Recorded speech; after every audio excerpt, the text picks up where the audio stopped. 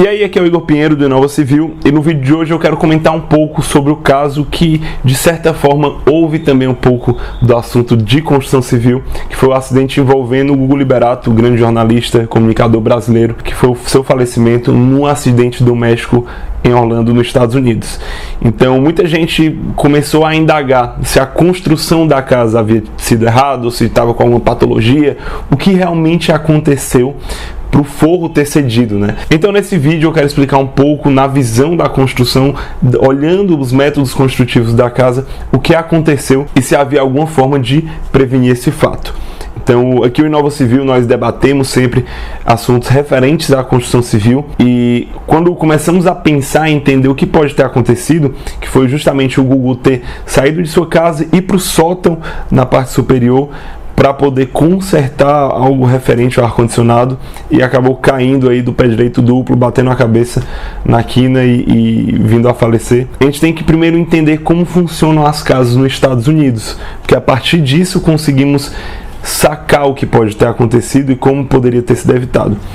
Muitas pessoas estão pensando que as casas dos Estados Unidos são construídas como se fosse uma casa brasileira, e a verdade é que os métodos construtivos são muito diferentes, muito pela cultura, muito pelo que lá existe áreas mais fortes de frio e tem uma preocupação de ambientação, de temperatura maior, e isso afetou um pouco sobre isso também.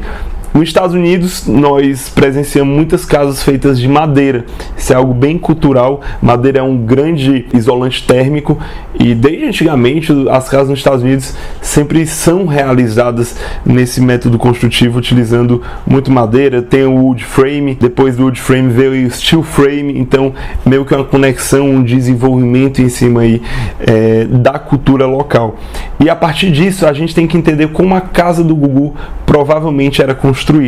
Então, no primeiro piso, no primeiro pavimento aqui, no térreo, havia blocos de concreto estrutural. Então, a alvenaria era estrutural, era uma alvenaria estrutural. Geralmente muitas casas nos Estados Unidos são realizadas assim, e nesse primeiro pavimento era feito de blocos estruturais, de alvenaria estrutural. Se você quiser entender mais sobre alvenaria estrutural, link na descrição, a gente já fez um conteúdo sobre isso. No segundo pavimento, o método construtivo muda. Então, no segundo pavimento você vai visualizar uma estrutura feita de madeira, porque você não tem muito peso para suportar. Então acontece que a madeira serve mais como uma vedação, e depois entra a parte do forro, do sótão e o telhado. Então, entendendo isso, a gente visualiza que existe o chão, a parte de baixo, o piso mesmo do térreo. Depois, na primeira laje, há uma estrutura aqui para suportar o peso do segundo pavimento, sendo que depois do segundo pavimento não há uma laje, normalmente como enxergamos dentro de muitas obras aí da construção brasileira. Tem uma lajezinha, não havia essa laje. O que tinha? Havia uma estrutura de madeira para suportar o telhado e um fechamento com forro para haver o sótão. E lá nos Estados Unidos, a gente vê em desenhos animados, tem uma cultura maior de depósito, o sótão ser um depósito, de ter coisas, e aparentemente nesse sótão tinha um ar-condicionado. Eu não entendi direito ainda, porque o ar-condicionado, o condensador, ele deve ficar um pouco mais aberto ao vento, a temperatura não pode ficar em um ambiente fechado como um sótão. Então é algo que eu quero ver direitinho depois, porque esse ar-condicionado estava de fato ali, porque pode prejudicar o seu rendimento.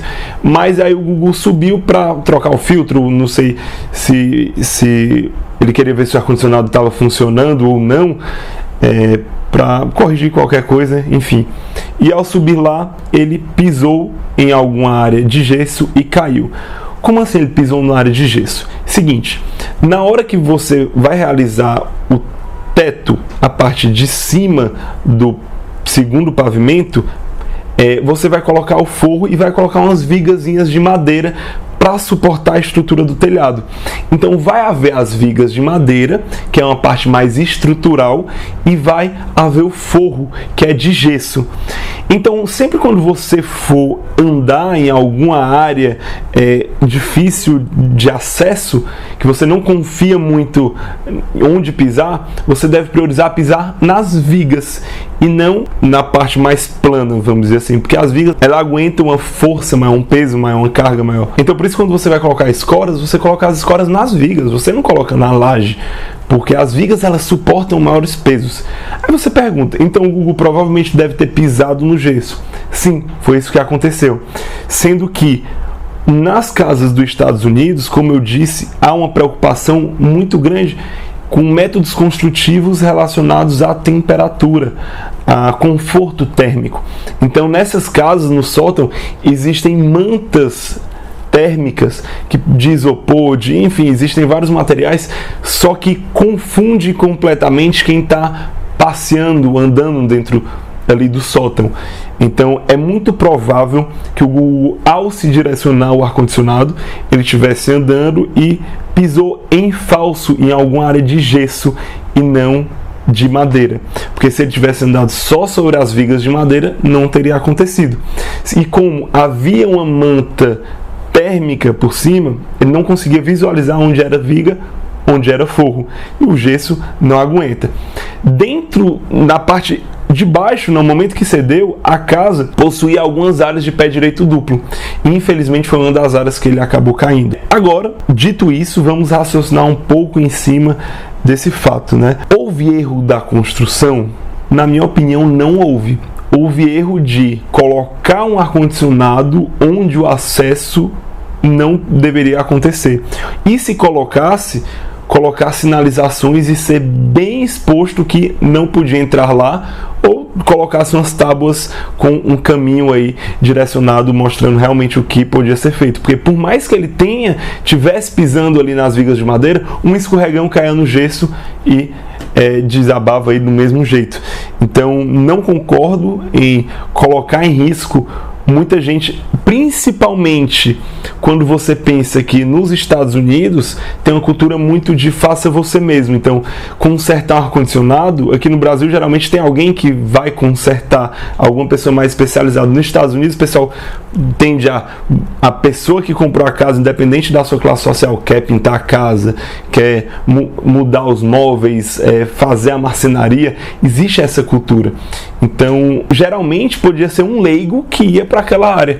Então é algo a se pensar também. Não acredito que houve erro da construtora em si, porque se o sótão foi feito para não colocar nada, não tem problema nenhum. Já vi várias casas que não tem essa proteção, só é fechada com gesso, depois o telhado é um forro normal. Estranho saber que tinha algo no sótão que podia ter o acesso humano. Isso acaba sendo bem perigoso. Então é isso, acredito que houve erro de sinalização.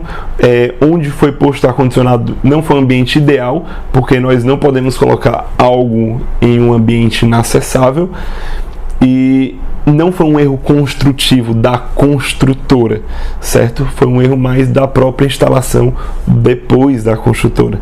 Então, basicamente, essa é a minha opinião. E se você quer entender mais sobre conteúdos de engenharia da construção civil, segue aqui no nosso canal que tem vários conteúdos a respeito disso, ok? Então é isso, um grande abraço e até mais.